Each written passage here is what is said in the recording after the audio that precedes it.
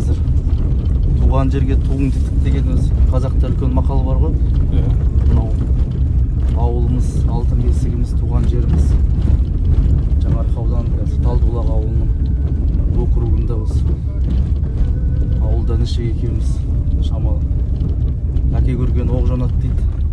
Әкемізден бір механизатор, мал шаруашылығымен айналысқан кісі.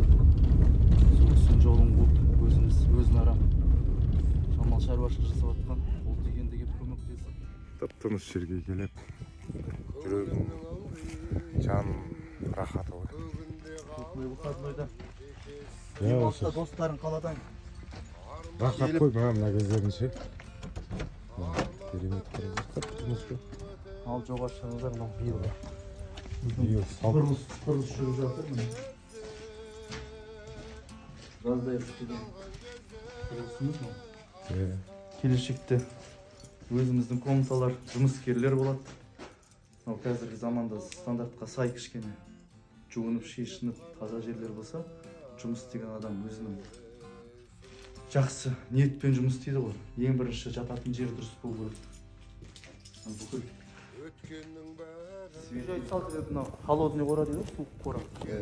Жазды күндер ыстықта сиыр қамасақ та, жылқы қамасақ та сауын үйлер соған еттік. Енді жалпы енді осы жерде өзі екі шаруашылық бірігіп, Жайлаубай деген ағамыздың баласы Аманбай. Сонымен біздің ініміздің екеуі шаруашылық құрып серіктестік 1,5 жыл болды. Соны келесі жылдан бастап арнайы ауыл шаруашылық несие бойынша сүт өнімдерін дамытуға жаңа үлкен нәтиже сүт фабрикасы бар. Сонымен келісім шартқа отырып сауын сиырлар, сүт, қаншама жұмыс көзі болады. Кісілер жұмыс қаламыз, үй-жайларын салып, бақташылар болады, сауыншылар болады. Сондай жұмыстар шамалы істеп жатқан. Дұрыс. Жерді игеріп шамалы жұмыс істеу керек.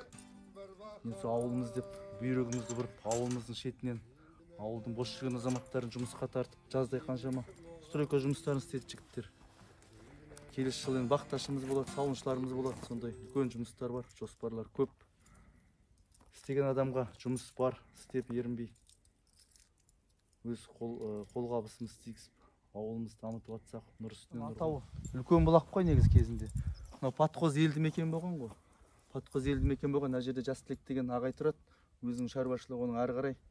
Біздің серіктестік мына жерде шекаралас екі жер бірге. Қаншама адамдар тұрған осы кезінде жұмыс істеген мына үлкен бұлақ атауы. Қазіргі күнде Талдыбұлақ округтік ауылына кіреді.